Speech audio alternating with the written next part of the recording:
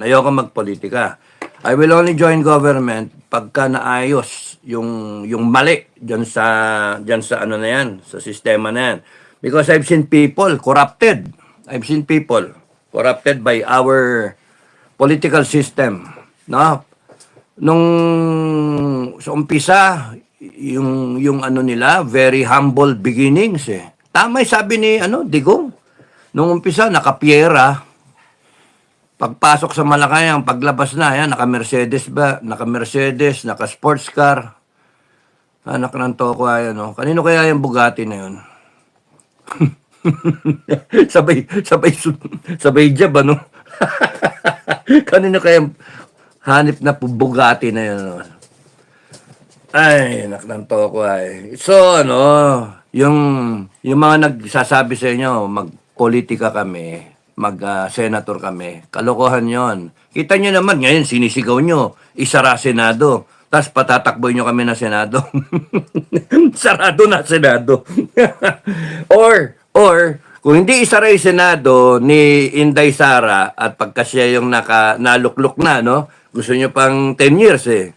Kung naluklok na si Inday Sara at hindi sinara, kita nyo, Sara, hindi isinara ang Senado at Congress, ay patay tayo. Pagka tumakbo ko ng senator, ay hindi maano yung Resolution 10. Dadagdagan pa yan. Resolution 10. Hindi mo MOO yan, ha? Ay, lahat ng mailalagay dyan, lahat na iboboto nyo sa 2025, sabihin, wag na muna natin tanggalin yung Resolution 10, ha? Yung death penalty, wag natin ipasa. Baka patayin natin sarili natin. Kaya nga, Filipino people, do not miss that golden opportunity na kayo ang may power, hindi ang mga politika, yung politiko natin. Kayo ang may power. All you have to do is shout out. You stand up and then yung go out and then say it. Kahit nga sa platform, sabihin nyo, kayo matakot. Ang ginagawa nila, tinatakot kayo. Wala ko siya tatakutin kayo. Huwag kayo matakot. Ano ba yan? Sino ba yan? Kahit mga demonyo yan, kayang tunawin niya ng langit. Kayo matatakot. Ay, nako. Pagka natakot kayo, magpapatakot na rin ako.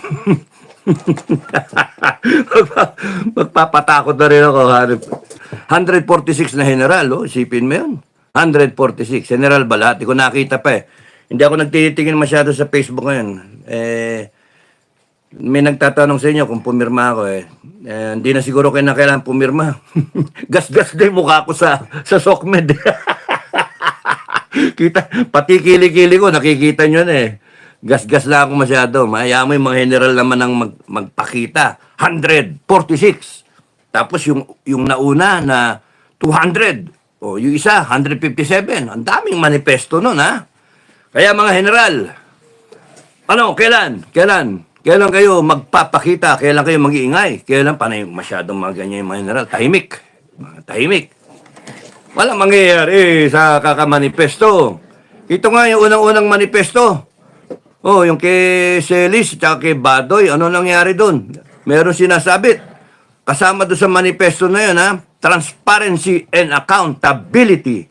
Ano nangyari?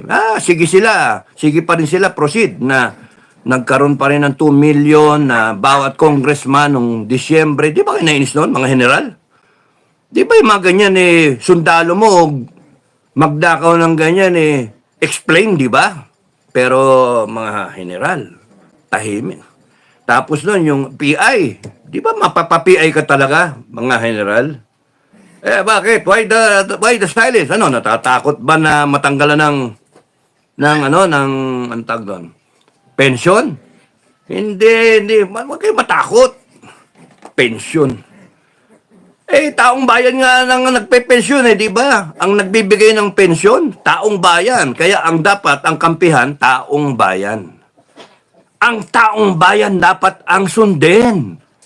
Part kayo ng taong bayan. Retarded na